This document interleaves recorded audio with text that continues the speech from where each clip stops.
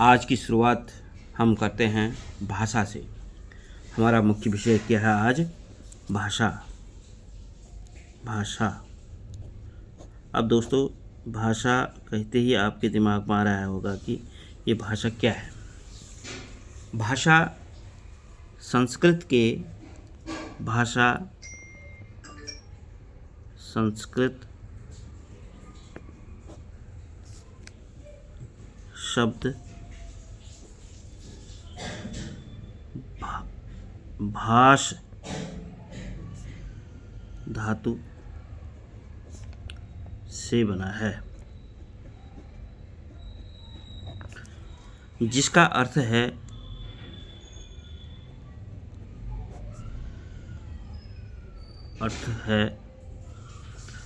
बोलना या कहना। बोलना या कहना। अब बच्चों, बात आती है बोलना और कहना। हमारे दिमाग में एक प्रश्न आता है कि भाषा क्या है। भाषा संस्कृत शब्द के भाष धातु से बनी है, जिसका अर्थ है बोलना या कहना। अब बोलना या कहना मात्र तक हमारी भाषा पूरी नहीं हो जाती है। अब हमारा प्रश्न आता है, भाषा के मुख्यतः कितने रूप हैं? हमारा प्रश्न आता है, भाषा के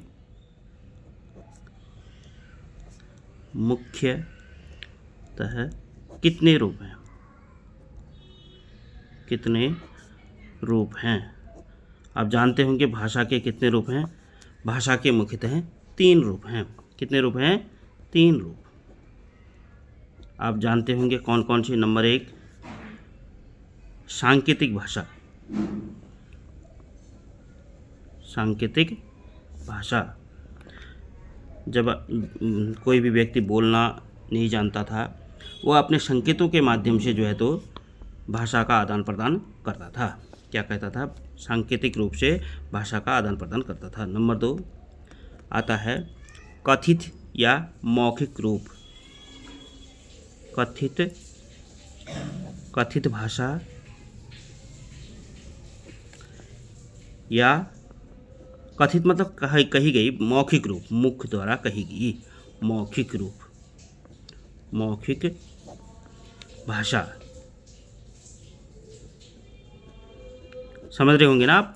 कथित भाषा या मौखिक भाषा। अगला नंबर आता है तीसरा, लिखित भाषा। लिखित भाषा। हाँ, अब हमने तीनों भाषा के 3 रूपों के बारे में आपको बता दिया है। सांकेतिक भाषा, कथित या मौखिक भाषा, लिखित भाषा। तीनों भाषाओं के बारे में आपको बता दिया, हमें 3 रूपों के बारे में बता दिया। अब हमारा अगला प्रश्न आता है कि भाषा का क्षेत्रीय रूप क्या होता है। क्षेत्रीय रूप मतलब क्षेत्रों में बोली जाने वाली भाषा, यानी कि लोकल भाषा जिसे कहते हैं। भाषा का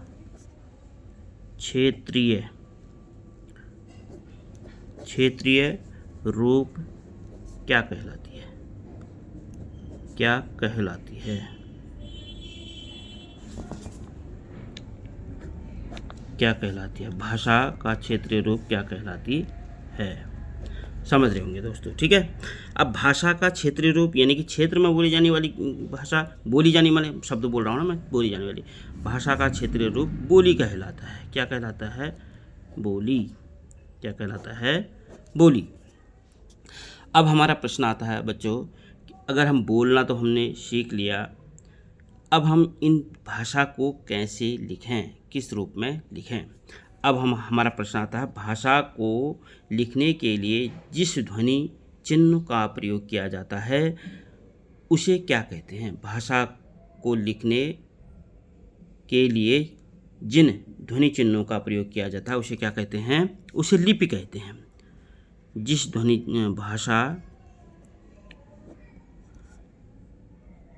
को लिखने के लिए जिन ध्वनि मतलब मुखाग्र बिंदु से निकली हुई सबसे छोटी ध्वनि भाषा की सबसे छोटी इकाई क्या होती है? ध्वनि। वर्ण वर्ण वर्ण की जो सबसे ध्वनि होती है, वर्ण, ध्वनि को ही वर्ण कहा जाता है। ध्वनि। ध्वनि चिन्हों का प्रयोग किया जाता है लिखने के लिए। जिन ध्वनि चिन्हों का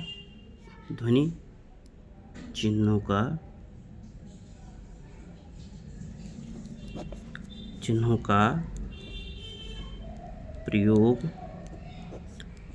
किया जाता है उसे कहते हैं क्या कहते हैं? लिपि।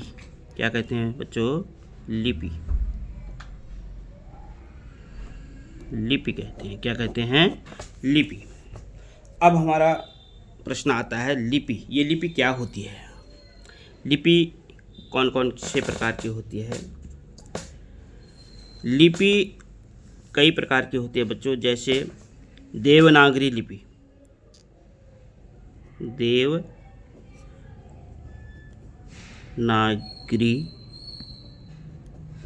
लिपि। अगली होती है रोमन लिपि।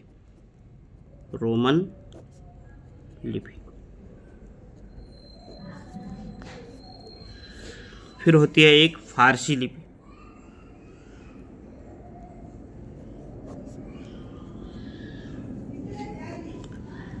आदि कई प्रकार के और होती हैं लिपियाँ, जिसके बारे में आपको और बताऊंगा मैं।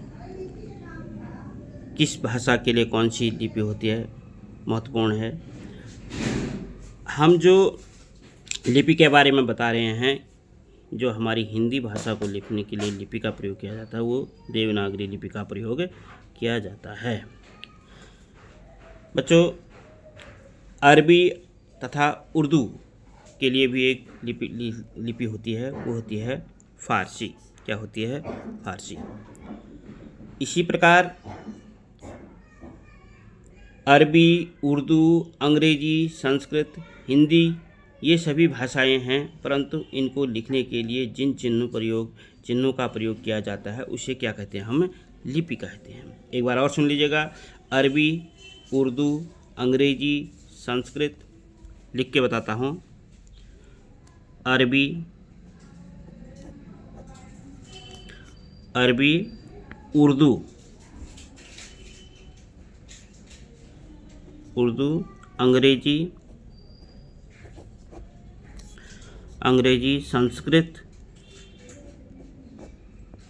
संस्कृत, हिंदी,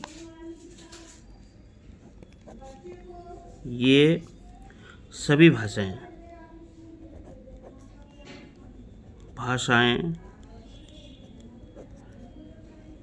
हैं। अरबी, उर्दू, अंग्रेजी, संस्कृत, हिंदी, ये सभी क्या हैं? भाषाएं हैं, परंतु इनको लिखने के लिए जिन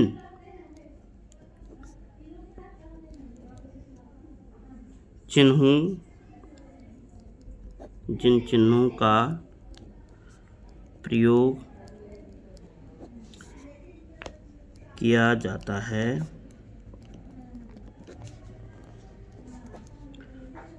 वह लिपि कहलाती है।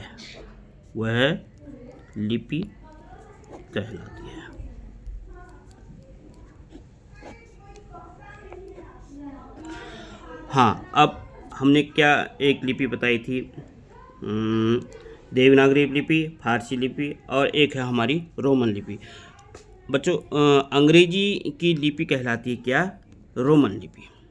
पंजाबी की एक लिपि होती है, एक हमारी भाषा होती है पंजाबी, उसकी होती है लिपि गुरुमुखी। पंजाबी के अब प्रश्न आता है, पंजाबी किस लिपि में लिखी जाती है? पंजाबी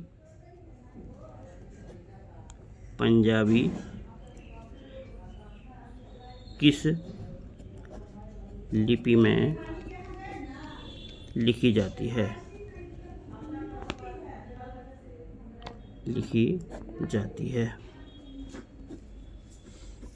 पंजाबी किस लिपि में लिखी जाती है? वो हमारा उत्तर आ गया गुरुमुखी। लीजिए दोस्तों, आज हमने भाषा के बारे में जाना और उसकी लिपि के बारे में जाना। कैसा लगा?